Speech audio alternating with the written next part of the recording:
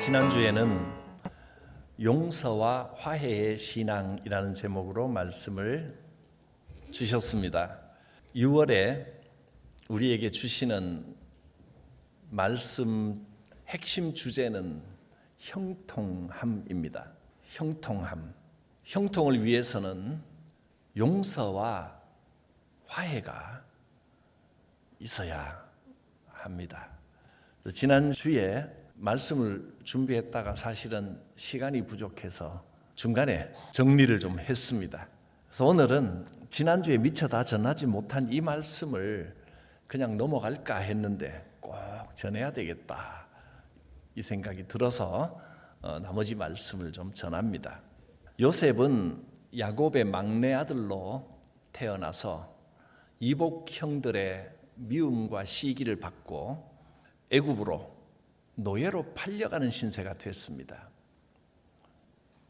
형들에게 이렇게 미움을 받고 형들이 미워하는 건 그럴 수 있다 하는데 아니 어떻게 동생을 노예로 팔아버립니까?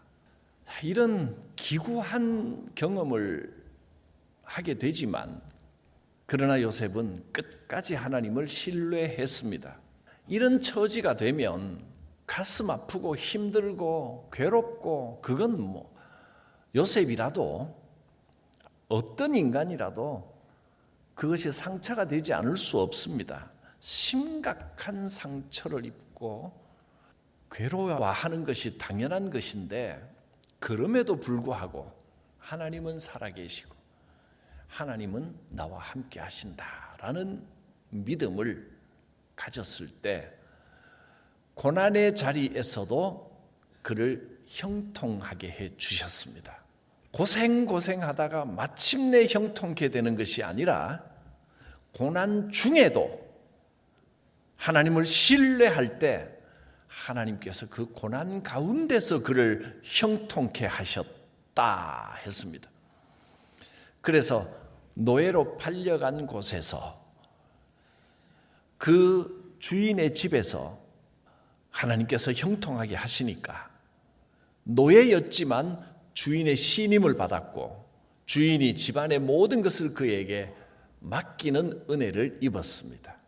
그런데 하나님의 자녀가 좀 잘 돼갈 때는 사탄 마귀가 그렇게 시기를 해서 가만 내버려 두지 않는 모양입니다. 그 주인의 아내가 요셉을 모함하여 요셉은 정말 억울하게 또 감옥에 갇혀버리게 됩니다. 억울하게 감옥에 갇혔으면 그 억울함 때문에 마음이 무너지고 실망이 되고 하나님을 원망하고 한탄하고 그러기 쉽지만 요셉은 억울하게 감옥에 갇혔어도 여전히 하나님을 신뢰하고 의지했습니다. 이 사실이 중요합니다. 우리가 어떤 처지에 있든지 끝까지 하나님을 의지하고 신뢰하면 하나님께서는 그곳에서 형통한 길을 열어주십니다. 요셉이 바로의 꿈을 해석하고 총리 대신이 되어 왕궁에 들어갈 때까지 수많은 세월이 흘렀지만 요셉은 인내하며 하나님을 의지하고 신뢰했습니다. 고난 가운데 하나님의 살아계심을 믿고 하나님을 신뢰하며 의지하는 신앙이 되시기를 바랍니다. 바로가 꿈을 꾸고 요셉이 그 꿈의 내용을 해석을 해주는데 꿈은 이런 것이었습니다. 아주 살찐 암소 7마리가 풀을 자유롭게 뜯어먹고 있는데 뒤에 삐쩍 마른 암소 7마리가 오더니 앞서 풀을 뜯던 그 7마리의 암소를 삼켜 잡아 먹어버리더라는 겁니다. 소가 초식동물이 같은 동종인 소를 잡아먹는 일이 현실이 하겠습니까? 의미가 있는 겁니다. 삐쩍 마른 소가 입을 딱 벌리더니 앞에 살찐 암소들을 그냥 삼켜버렸습니다. 바로는 지혜롭고 영적인 요셉을 불러서 그 꿈을 해석하게 하고, 요셉은 그 꿈을 이렇게 해석했습니다. 애굽에 7년의 어마어마한 풍년이 올 것입니다. 그리고 또 7년에 지금까지 겪어보지 못한 흉년이 이어서 7년이 올 것입니다. 이 꿈은 그런 뜻입니다. 그렇게 해석을 해 주었습니다. 그랬더니 바로가 그럼 어떻게 대비를 하면 될까 생각을 하다가, 여러분 7년의 풍년이 오고 난 다음에 그 다음에 흉년이 온다면 풍년에서 거두었던 음식물이나 곡식들을 잘 저장하면 이후에 7년을 대비할 것인데, 이제 알고 준비하면 대비할 수 있습니다. 그런데 문제는 그 당시에는 저장 기술도 별로 없고 7년 동안 이 곡식을 썩지 않게 어떻게 보관을 하겠습니까? 그러니 요셉에게 높은 자리를 주어서 왕의 모든 권한을 요셉에게 줄 테니 네가 그 일을 대비하라 라고 요셉을 총리 대신으로 삼았습니다. 아무리 그래도 그렇지, 얼마 전까지 감옥에 갇혀 있던 30대, 그것도 아직 결혼도 하지 않은 청년을 왕의 모든 권한을 맡은 총리 대신으로 맡긴다? 현실적으로 이게 가능한 일인가? 생각을 해보니 바로의 그 왕의 의도를 제가 충분히 알 수 있을 것 같습니다. 이 풍년이 오고 난 다음에 7년의 흉년이 오면 이걸 감당할 방법이 없는데 이 실패할 확률이 8, 90%입니다. 그러나 지혜로운 요셉에게 맡겨놓으면 요셉이 또 잘 할 수 있을 것도 같은데, 바로는 요셉에게 이 일을 완전히 권한과 책임을 다 줌으로써 나중에 문제가 생겼을 때 자기는 쏙 빠져나오려고 하는 정치적인 계산도 있었을 것이다. 네가 책임져라 이겁니다. 이런 여러 가지 정치적인 상황과 경제적인 상황이 맞물려서 하나님의 뜻 안에서 기적적으로 요셉이 총리 대신으로 발탁이 된 겁니다. 자, 그 후에 이제 실제로 7년간의 어마어마한 풍년이 옵니다. 그리고 그 풍년이 지나가고 그 7년간 요셉의 마음이 어땠을까요? 이걸 어떻게 하면 하나님께서 보여주신 꿈을 현실적으로 어려움이 없도록 잘 처리할 수 있을까? 왕이 모든 것을 자기에게 맡겨주었는데 이 권한을 가지고 이 일을 어떻게 처리할까? 엄청 풍년 동안에도 엄청 고민했을 겁니다. 기도하고 고민하고 염려하고. 그렇게 7년이 지나갔습니다. 이제 흉년이 시작됩니다. 이제 본격적으로 자기가 고안하고 연구한 그 내용들을 이게 효력이 있는지, 실제로 효과가 있을지 본격적으로 검증하는 흉년, 7년의 흉년이 이제 시작되는 즈음이 됐습니다. 가장 민감할 때입니다. 그때 요셉이 아들을 둘을 낳게 됩니다. 아들의 이름을 짓는데 지금 그 상황에서 요셉이 하나님 앞에 드리는 신앙 고백을 아들의 이름에 그대로 담았습니다. 첫째 아들 므낫세, 장남 므낫세의 이름의 뜻은 하나님께서 잊어버리게 하셨다. 그동안의 모든 고민과 고통과 상처와 염려, 내 모든 고난과 내 아버지의 집에서 있었던 모든 지난 일들, 그 아픔들을 다 잊어버리게 하셨다라는 뜻으로 잊어버린다, 므낫세라고 지었습니다. 여러분, 주 안에서 내 아픔과 상처를 잊어버리고 흘려보낼 수 있는 것, 크고 놀라운 은혜입니다. 요셉이 고난 가운데서도 형통했다라고 하지만 요셉도 사람인데 그 아픔과 상처와 배신감 왜 없었겠습니까? 다만 하나님을 신뢰하는 마음이 더 컸다는 겁니다. 이 고난 속에서도 살아계신 하나님께서 나의 삶을 이끌어 주실 것이다. 하나님에 대한 신뢰가 더 컸다는 것이지 아픔이 없었다는 것은 아닙니다.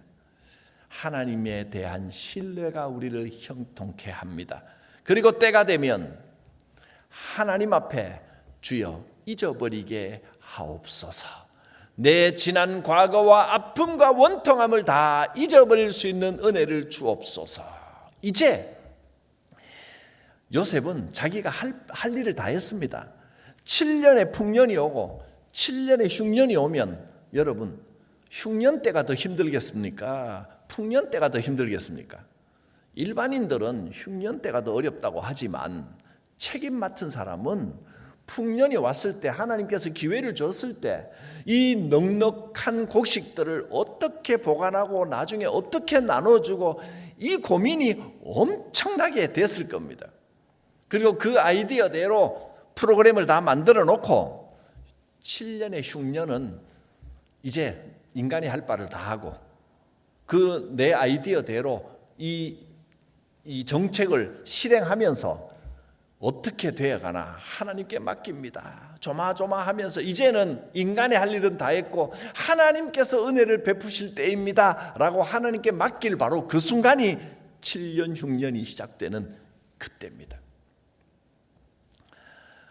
그때 므낫세와 에브라임의 고백을 하는 겁니다. 이제 내가 힘들게 어렵게 지나왔던 과거의 모든 아픔들 다 잊어버렸습니다.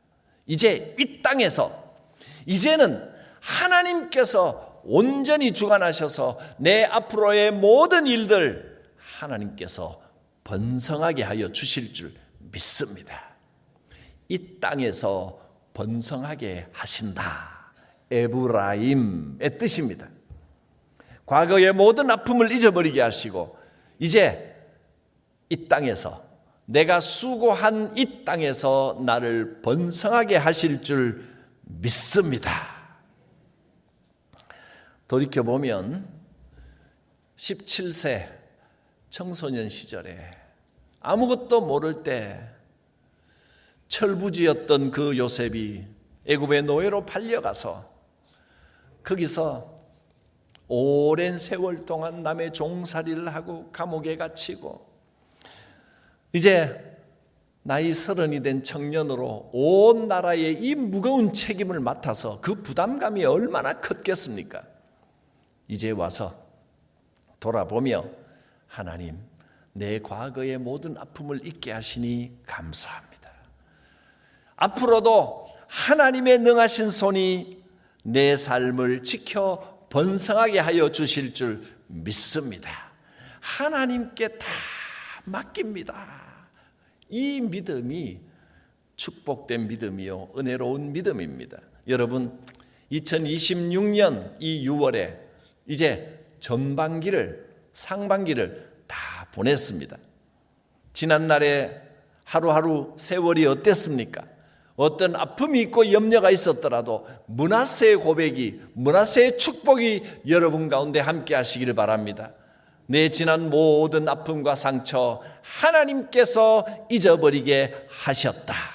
원망도 분노도 답답함도 초조함도 다 이제는 미움도 아픔도 다 잊어버리게 하셨습니다. 이제 에브라임의 축복이 여러분 위에 임합니다. 아프고 쓰린 모든 기억은 흘려보내고 에브라임 하나님이 주신 땅에서 수고하였더니 하나님께서 번성하게 하셨다. 앞으로도 하나님께서 이 땅에서 번성하게 하여 주실 줄 믿습니다. 이 둘째 아들 에브라임의 축복, 므낫세와 에브라임의 믿음의 고백이 있을 때 하나님께서 이 은혜와 복을 주십니다.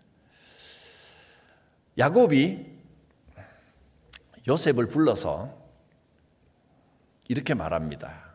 므낫세와 에브라임이 너의 아들이지만 애굽 족보에 넣지 말고 이스라엘 족보에 넣자.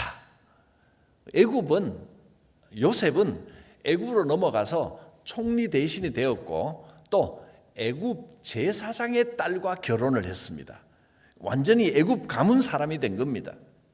요셉이 훌륭하게 되고 세상적으로는 잘 되고 번성했지만 야곱은 너의 아들들, 너는 애굽에서 맡은 일이 있고 이미 하고 있는 자리가 있으니 어쩔 수 없지만 너의 두 아들은 우리 아브라함의 가문, 믿음의 가문에 편입되는 게 어떻겠느냐. 내 아들들처럼 우리 족보에 넣자. 요셉도 아버지의 말을 아주 기쁘게 생각했습니다. 그래서 요셉은 공식적으로 애굽 귀족의 족보에 기록되었지만 이 두 아들은 야곱의 아들로 기록이 됩니다. 5절에 보면 이렇게 말합니다. 야곱의 말입니다. 내가 애굽으로 와서 내게 이르기 전에, 그 야곱이 요셉에게 도착하기 전에 애굽에서 내가 낳은 두 아들 에브라임과 므낫세는 내 것이라. 르우벤과 시므온처럼 내 것이 될 것이요. 이 말은 그 두 아들을 야곱의 아들처럼 야곱의 족보로, 하나님의 백성의 족보로 넣자. 그런 제안입니다. 세상적인 눈으로 보면 애굽 총리의 아들, 그리고 애굽의 수도권 지역의 제사장, 신성한 족보로 여겨지는 그 족보, 그의 손자로 들어가는 것, 그것이 초라한 이민자인 야곱 집안의 자손이 되는 것보다 훨씬 나을 겁니다. 그러나 세상적인 그 어떤 것도 하나님의 백성이 되는 것보다 더 복된 것은 없습니다. 야곱과 요셉은 애굽인으로 사는 것보다 하나님의 백성으로, 이스라엘 백성으로 사는 것이 가장 큰 은혜요 축복인 것을 알았습니다.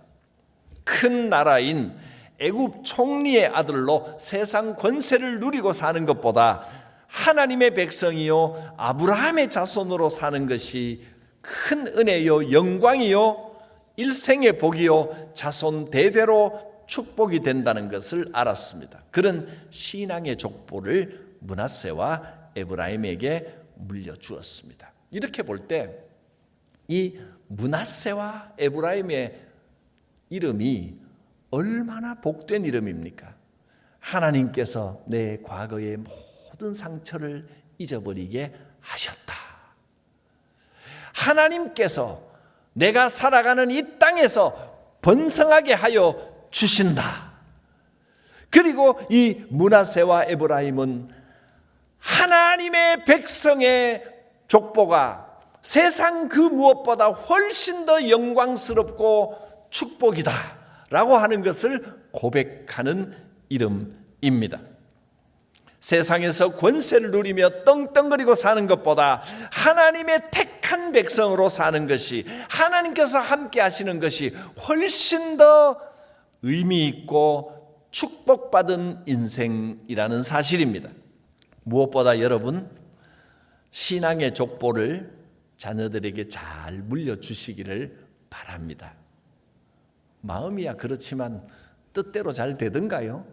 자녀들이 부모님 말씀대로 아멘 아멘 하면서 신앙을 잘 지키거든 내가 잘했다고 생각하지 말고 나 같은 것이 이런 은혜를 받았다니 감사하시길 바랍니다. 그거 저절로 되는 일 아닙니다. 쉬운 일 아닙니다. 감사하셔야 됩니다. 자녀들이 신앙생활 잘하는 거 그거 큰 은혜입니다. 또 한편으로 나는 그렇게 교육 잘 시켰다고 나는 할 수 있는 바를 최선을 다했는데 이 자녀들이 말을 안 듣고 고등학교 졸업하더니 아니면 청소년기부터 딱 고등학교 졸업하더니 교회와를 멀리하고 교회 나오지도 않고 방황하더라. 고민이 되고 기도해도 안 되고 잔소리를 해도 안 되고 힘들고 어려우십니까? 여러분, 하나님을 신뢰하십시오. 기도로 털을 닦고 기도로 양육된 자녀는 반드시 돌아옵니다. 그 믿음 잃지 마십시오. 계속해서 기도하시면 됩니다. 기도보다 잔소리가 앞서면 이제 자녀 망칩니다. 잔소리가 뭐냐 하면 잔소리는 다 좋은 소리입니다. 받아들일 준비가 안 된 좋은 말씀, 그걸 잔소리라고 부릅니다. 좋은 이야기, 내가 맞는 이야기, 옳은 이야기, 좋은 이야기만 하는데 왜 받아들이지 않니? 그게 잔소리입니다. 잔소리가 사람을 망칩니다. 물론 나도 모르게 입 바른 소리, 잔소리가 나오지 않을 수는 없습니다. 그러나 그것보다는 기도가 더 많아야 됩니다.